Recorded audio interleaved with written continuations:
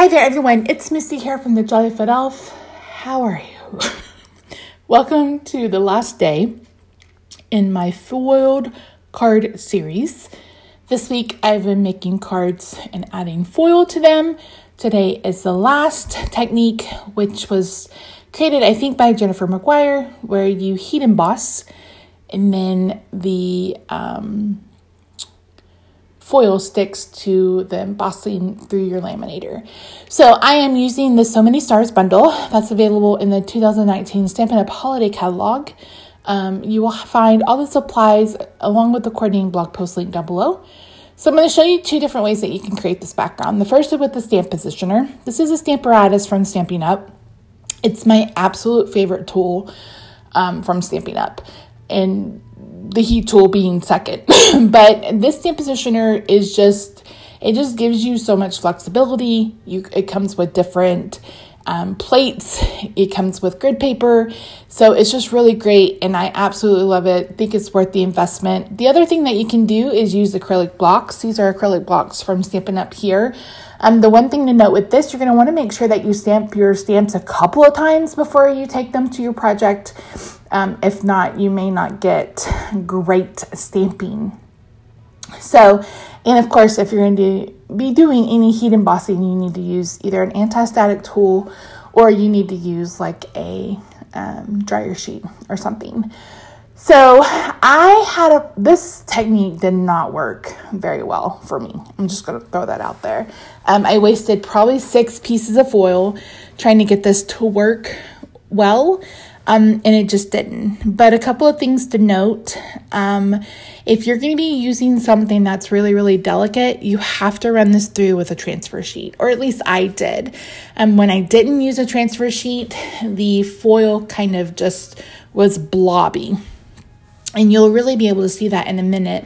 I had stamped some of the star trails, and I was hoping to use that on this card, and they just didn't look great. So it was really unfortunate. The second thing is that I added some embossing to that piece of Coastal Cabana so I could have some purple that I wanted to cut out my sentiment with.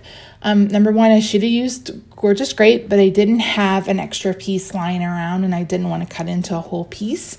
And number two, it just really didn't stick very well.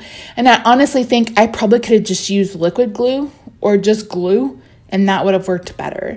But you can't really see it in this, but you can see it when at the pictures at the end that the foil didn't stick to all of the embossing. And I'm a little irritated about it, but at the end of the day, it wasn't quite that big of a deal. It did work out. Here I'm adding this to a piece of smoky slate, and then I've already cut out one of the stars from this bundle, also out of smoky slate. And then I went ahead and cut out that sentiment. Now, one thing I forgot to do in regards to the sentiment is I forgot to add any kind of adhesive on the back, so I wouldn't have to worry about gluing it down. And here I'm just trimming down that card layer to 4 by 5 1/4 because it was still 4 1/4 by 5 1/2. That's what you saw me do there. So here you can, like I said, on the left, you can kind of see where there's some bald spots in the foil. It's, like I said, it's not that huge of a deal, but if you're someone who likes their cards to be as close to perfect as possible, it may bother you. So anyways, I went ahead and left this die cut in the die and added a piece of adhesive sheet onto the back. And then I'm going to go ahead and just run this through my Gemini again. But you can see there on the right how that foil didn't really get great on that piece of cardstock. And that was just what I was running into with this technique. It just wasn't working. And so, honestly, I could have just used probably some glue for the sentiment. Just glued down the foil and then cut that out. And as far as the stars, like I said, if you're using something that's really delicate like the stamp, you're going to want to use a transfer sheet or just not use a delicate stamp. And out of the 3 methods or techniques throughout the week, this is the one I won't repeat unless I'm just using something that, like it's a stamp that I just love and I have to have and have to keep. I just wasn't wowed with the results from this one. And that's okay. We're crafting in real life around here. Sometimes things work. And Jennifer even says in her video that, you know, it worked well for her, but it may not work for you. And it depends on your laminator. There are just so many variables, I think, with that. So I'm using the mix of mini dimensionals and this 3M adhesive from Scotch to get this adhered down. And then that's going to be it for this card. So thank you so much for joining me today. I hope you enjoyed this week. It was really fun.